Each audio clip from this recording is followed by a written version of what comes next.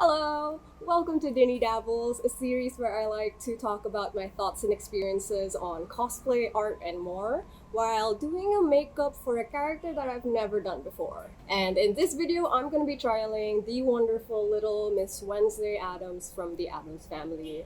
One of the most iconic characters, I think, like just in all of our childhoods. I mean, unless you were born like late. And I'm basing my trial off of Christina Ricci's portrayal of Wednesday Addams specifically. I wanted to talk about something that Wednesday Addams would approve of. We're gonna be talking about death.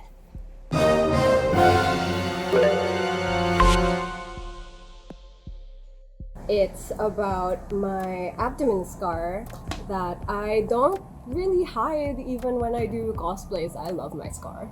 And I'm gonna talk about how I got it.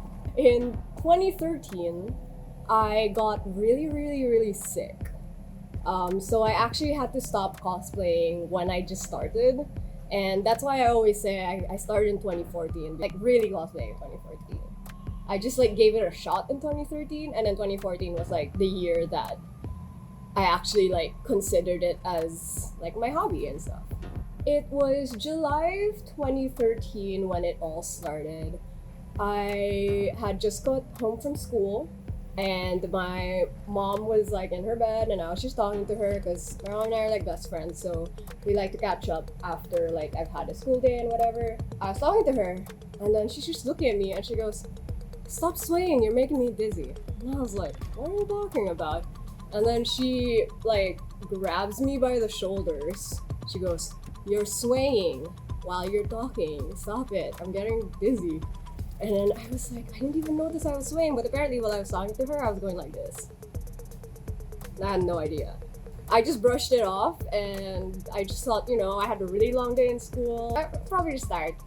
I'm just gonna go rest. So called it a day, did my homework, slept early, and then it didn't happen again the next day. So it was fine. I was like, yeah, I was just tired. And for that month of July, actually, didn't really happen again. The swaying stuff, like, it was just like, yeah, that was a weird day, I guess. But, soon it started getting a little more serious. In fact, the swaying escalated.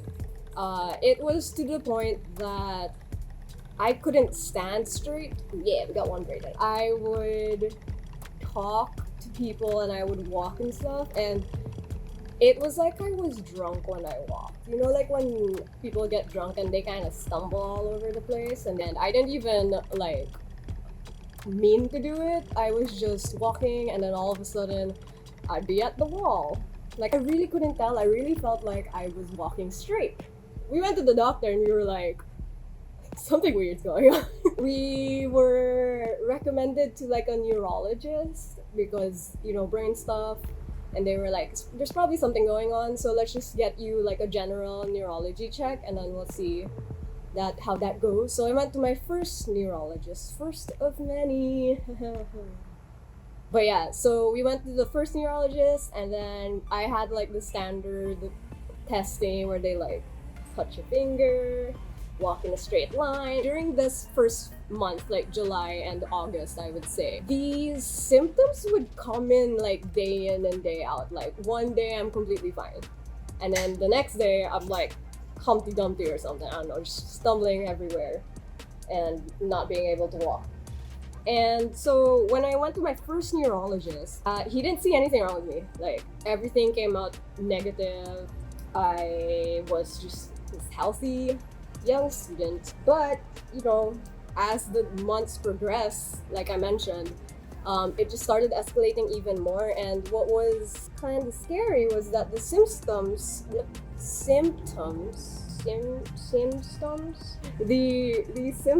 were kind of changing, like they were adding. So not only was I not like I was like walking like a drunk person, which is funny because I don't drink alcohol. That's another medical issue. But yeah, so I started to also faint regularly. And that was when it really like, oh crap, something's up and it's not good. We went back to the neurologist, but again, that day I seemed to be perfectly fine. We tried seeing another neurologist to get like a second opinion, and then another and another. We even went to like an ear doctor because so in our bodies, like the thing that controls our balance is like the part in your ear that has like a liquid or whatever. That's why like if you ride a roller coaster, you get really dizzy and stuff. Not a doctor, so can't explain it properly. And this ear doctor was like, yeah, so I could recommend doing the surgery anyway. They told me what the surgery was, and they would like cut in like this above my head and then check that wall. And the thing is, that wall is like super close to the brain. Like it's kind of what separates in that area. So it's a pretty high risk surgery. And my mom and I were kind of just like, maybe no. So yeah, so we that didn't happen. The surgery didn't happen, but it was something that we considered also. We started collecting all of these results from these tests that these doctors were giving to us. And I would say from like July to October, my symptoms were getting worse, but they were still like on a day-to-day basis. Like it would jump around each day. It wasn't like a constant thing. If it were a constant thing, it would happen like within a week, and then like there would be like 2 days where I don't feel anything, and then a week again of like doing that. So with that kind of side effect of whatever was happening to me, because we didn't know, I basically missed out an entire semester in school. It was very hard to just come back and keep up, but you know, what could I do? I had to be going in and out of the hospital. I was fainting before I could like even get to like the shower and take a shower before going to school and stuff. So it was really terrible. And it was also starting to be really hard for me to even go to school for the days that I would, because the swaying thing, obviously you can't walk alone. So anytime that I had to go somewhere, like I had to move to like the computer class or whatever, I had to have my best friend, bless her, Sam, if you're watching, hello, I love you.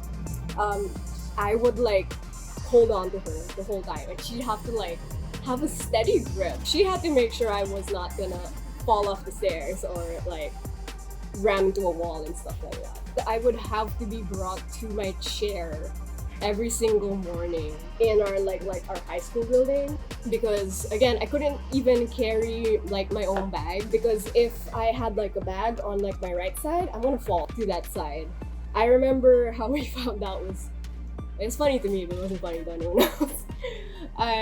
My mom was like, okay, let's go to school, and I was like, okay mom, and I got my bag, and as soon as I put it on my back, I like fell backwards. So yeah, so basically just getting through day to day, life started getting really hard. I was fainting a lot. I don't remember a lot of like what happened in between those days. And I was also in the hospital a lot. So I was in and out of the hospital doing, I swear, every kind of test you can imagine. I feel like I've done them all. My medical records ended up like from being like this, like, you know, childhood ever since I was born or whatever, to like this in a span of like 3 months, because I was doing every single test and they had to rerun the test because they were like, maybe something's faulty with the machine, that's why nothing's showing up and blah blah blah.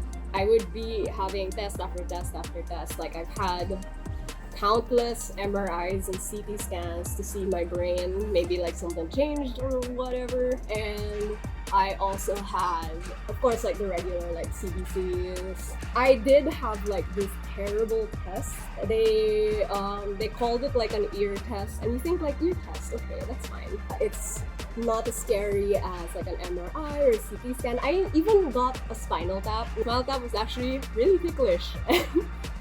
It was one of the most comfortable tests that I've had. So if you ever have to get a spinal tap, which I hope you don't, but if you ever need to have a spinal tap or you know someone, tell them it's not scary like at all. I swear, it was so easy. I was actually really annoying to the doctors because I kept wanting to see how like the needle looked in my spine, and I kept trying to look. The doctor's like, stop moving. Sorry, it's fascinating to me. Anyway, The test that was terrible was basically they would push hot air into your ear for like a minute, and like that caused my eyes to roll to the back of my head, and you get so dizzy. And then they tell you to like count backwards from 100, and they're basically monitoring like your eye with like this machine and stuff, and then other things, of course, like other things were like wired onto me and whatever. So they would do that twice for every ear. So they do like 1, 2, 3, 4. And it was the most excruciating feeling. It was the worst thing because I was so dizzy and I was so nauseous and literally felt like the world was spinning. And this lady is like asking me to count backwards from 100, and I'm like, I don't even know my numbers anymore. That's how like messed up it was. In fact, like when I was going into it, I was like, is this gonna be like, is this an okay experience and blah blah blah? And she was like, yeah, you'll be fine. But then like after the test, she came clean to me and she goes, you know, we did this to a police officer. He said that this was gonna be so effective as like torture or like for interrogations because it's just that unpleasant of an experience. I feel like what I'm saying doesn't really capture how bad it was, but it was so terrible. And you have to do it 4 times, and then like by the 4th time, I was like, I'm gonna throw up. And then the lady was like, yeah, no problem, you know, don't feel bad. You're doing such a good job. Like, we have had a lot of people like throw up while doing this. And she was giving me like the bucket to throw up in, and I was legit right about to throw up. And then she goes, but if you throw up, we're gonna have to do the test all over again. Like all the 3 other times. We're gonna have to repeat that.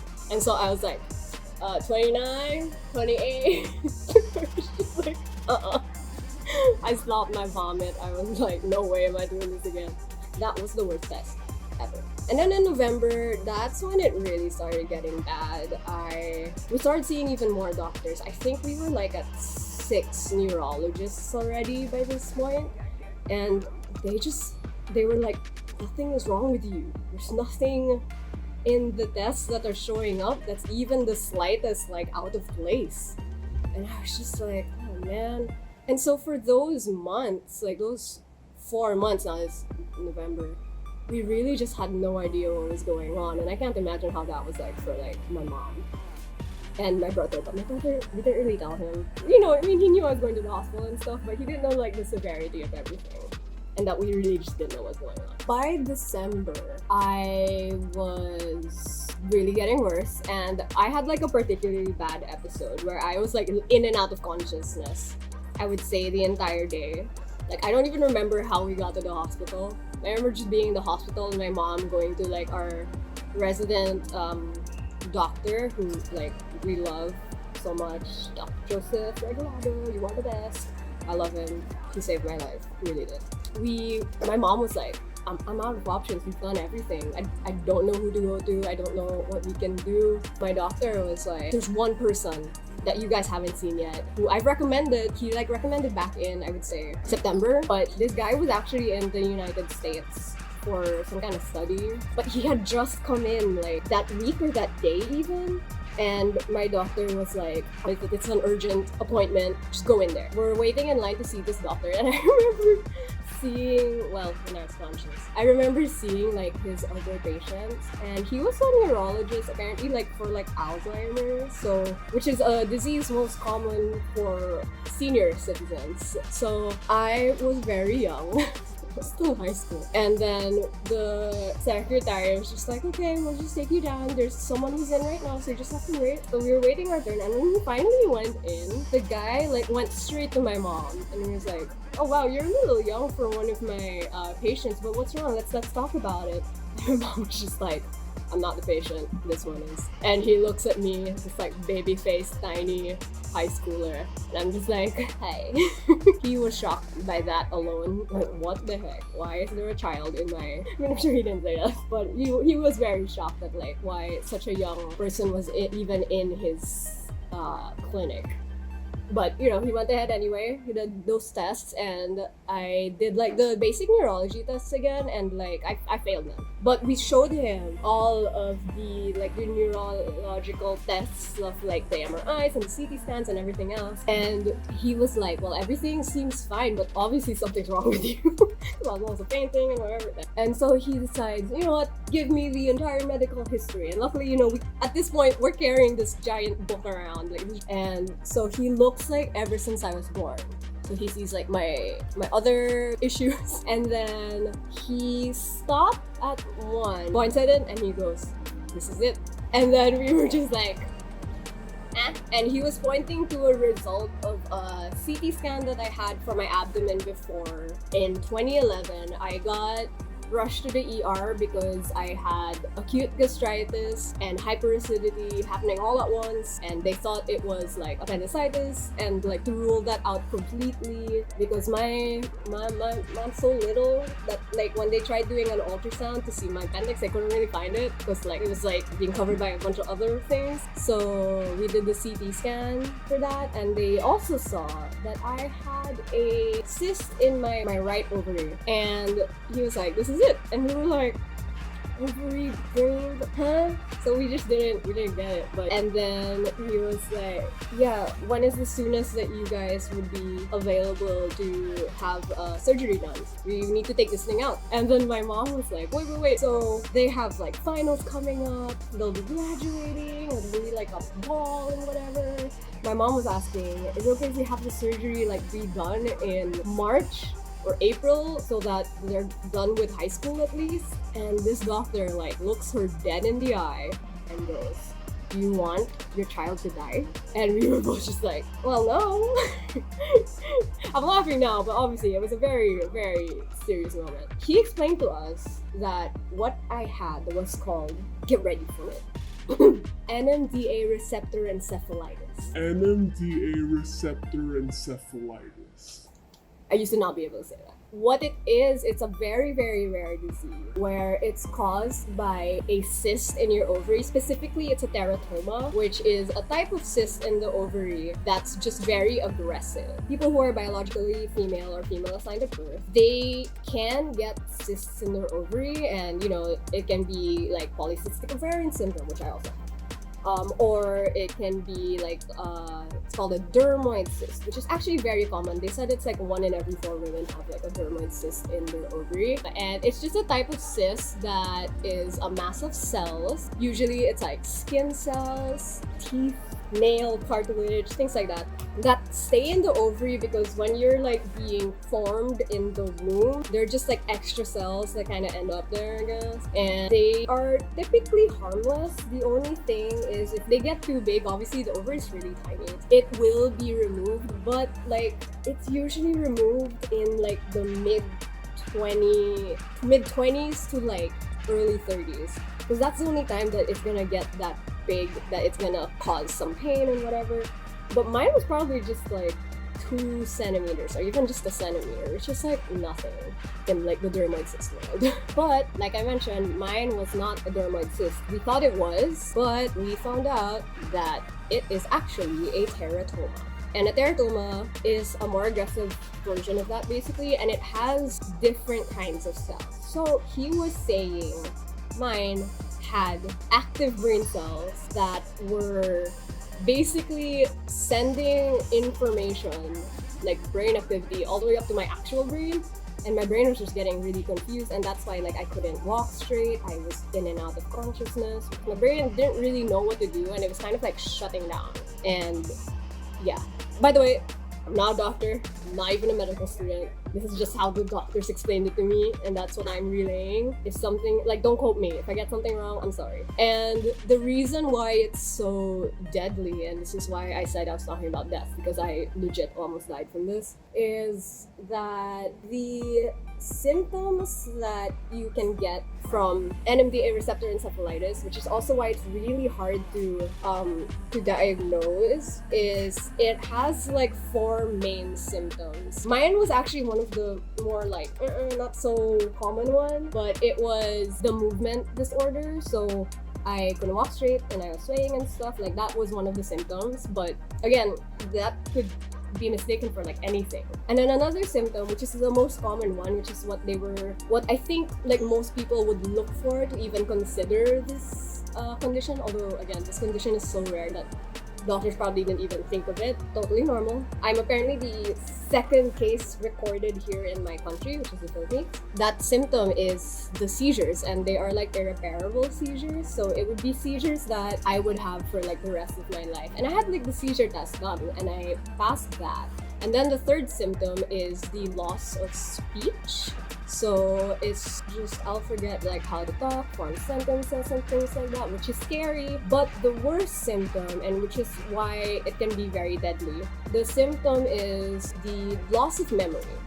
And this memory can be like with something on the lines of like amnesia, where you just forget things, which I think I was also affected by that, just not as severely, because I really can't remember like high school, grade school. I can't remember a lot of things from the past. Like, I think I was out with Fox and Rib. I think we saw like a batchmate, and thank God we didn't go over and say hi, because I did not recognize him whatsoever. And like no recollection. You know, like sometimes when you see someone and you're like, I feel like I know their face, maybe you forget their name or something. I had like zero recollection. It's like I was looking at a stranger, but apparently it was someone that like we went to high school with and grade school, and yeah, and I had no idea who they are. So if I forget who you are like in conventions, I'm so sorry. I just have really bad memory, and it's because of this. But the loss of memory even includes involuntary actions. So my body can literally like forget how to breathe. My stomach won't know how to digest things. My heart could like forget to beat, basically. But that's why the doctor was so urgent for me to get that surgery right away. But luckily, this guy, first of all, knew of this disease, and the only reason this guy even knew it was apparently he specifically did the study on this. Dr. Jacinto, he's the greatest. A week later, I had my surgery, and the reason why it was a week later was I was so adamant to do my finals. I was like, I already missed an entire semester. If I don't do my finals, I'm gonna fail. And I'll be like recovering from a surgery, so I can't even go to school. So let me just do my finals, and then we can have the surgery. But when I finished my last test in school, right after, I went straight to the hospital and I was being prepped for surgery. It was insane. And it was like around 11 a.m. they started giving me the sleepy stuff so I could go to sleep. And they could start doing like the actual, there's a bell! I think there's ice cream. I want ice cream! So I got wheeled out of my room, and you know, I said bye to my mom. I said, I'll see you later. And you know, come to think of it, only we knew like the severity of it. I think my mom's brothers knew, but like my cousins didn't know. We didn't really want to scare people, but no one really knew the severity of it. In fact, like Fox and Rip, they didn't even know at all like how bad it was. And I remember them like waiting for me to come out of the surgery, and they were waiting because everyone was waiting for me when the surgery would be over, just to like hang out while I was recovering and stuff. And they were like all dilly-dally, shilly-shally, just like having fun together in my hospital room and not knowing what was going on. So for my surgery, when they gave me the first round of general anesthesia, and I say first round because I was only supposed to have one, but I needed another because I went very loopy. Like, I was talking to all of the doctors and telling them about my entire friend group, what they wanted to be when they would grow up. Talking about my friend Sam. She's gonna be a doctor one day also, and she might be here with you guys, so like remember that name. And then I would also be singing like Disney songs, and I was laughing, and I really just wouldn't shut up, and I was so like wiggly while they were trying to like hook me up with more things, and they were like, oh, just give them another one. And so they gave me another one, and that's when I finally like knocked out. So I had 2 rounds of general anesthesia, which was not supposed to be done. Like, I was really only supposed to have, but it was a good thing that they did, because what we knew was that the surgery would only take like 2 to 3 hours. So if I went in at like 11, I would have been out at like 1 or 2. So, you know, we were waiting for 1 or 2 p.m. My friends would have come in at like, I would have seen them at like 4 o'clock. I feel my relatives were already there like by 2 and we were waiting and stuff. But the surgery wasn't done yet. And I cannot imagine how my mom was feeling at this moment because I didn't come out until 7 p.m. Like that was when the surgery ended. So I was like open and I was on an operating table for that long. And the reason is also funny. I guess not funny. It's funny to me. Warning, this is kind of graphic, but I'm gonna explain. But they opened me up. I'm so little, like my body is so petite. And they opened me up and got into my abdomen. My intestines came like flying out. Like a horror movie. And it was so funny to me. I was like, I wish I had that on video or something. But they had a really hard time with just how small I was and like where my organs were. They couldn't really like get to my ovary very easily. They also needed to do a bunch of tests and see if this like teratoma had like spread to other parts of my reproductive system, and they just checked everything to make sure like I was okay.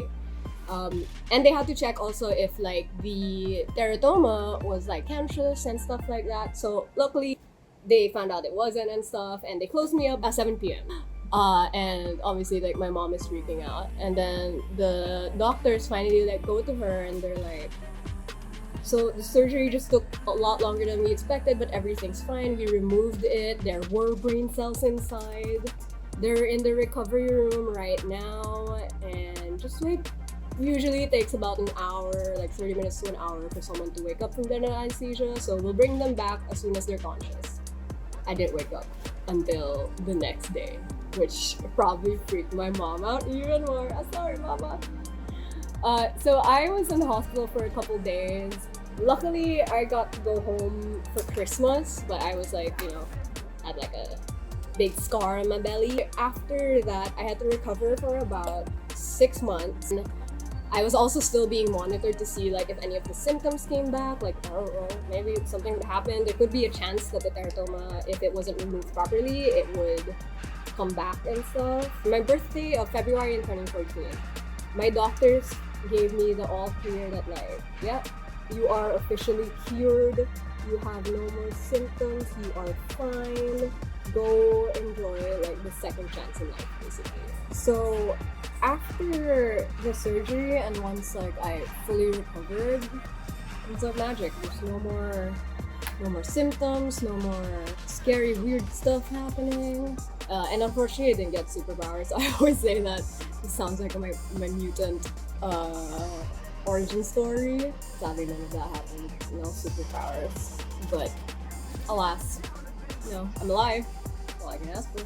And that's the story behind my abdomen. I thought this makeup was gonna go a lot faster. I think I focused too much on talking. So I'm gonna finish my makeup and I'll be back. I'm back. Sorry, I did most of that off camera because honestly, I didn't super like when the makeup was going a while ago. Now I'm a little more happy with it. Sometimes it just doesn't work out, and I really wanted this to work out, so I had to step away. Also, because I thought I would have been like done with the story, like right when I finished the makeup, but I guess I didn't time it right. Probably shouldn't have done my hair on camera, but what can you do? You learn, you know. Okay, so anyway, that's the story behind my abdomen scar, and really the big reason as to why I don't ever conceal it or have photographers Photoshop it out is I don't want to. That weird time in my life was like something that I'm just proud of, and I really went hard into cosplaying after I was cured because I was like, I almost died, so let's just do it. So that's why I personally don't hide my scar when I cosplay, but don't feel like you have to not cover your scar. Like if you have a scar that you want to cover, whether it's for accuracy or you know it's just not a good memory, like go ahead. You know, every scar has its own story, and you shouldn't have to hide or not hide them because other people tell you to or because you feel like you have to. Like, do what you want to do what works for you. I know that my scar takes away from accuracy of a lot of the costumes I do, but you know, this is something I want to talk about. I knew that I would talk about it one day in the public, but it is today.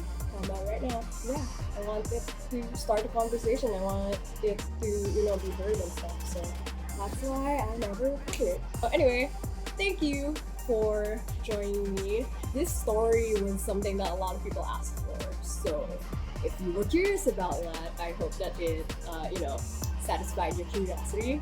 Yeah, just, you know, the story of how I almost died in 2013, but I'm alive now, and I'm gonna keep cosplaying, and I'm gonna keep doing all this weird stuff forever. Well, you know, as long as I can. So thank you for joining me for this episode of Dinny Dabbles. We'll have another one next month where I will talk about something else. I don't know what it is yet. If you have any suggestions, put them in the comments below. And if you like this video, please give it a thumbs up. If you dislike it, go ahead and give it a dislike. But if you want to see more from me, please subscribe. Okay, that's it. Bye! Oh, I shouldn't smile because I'm not sick.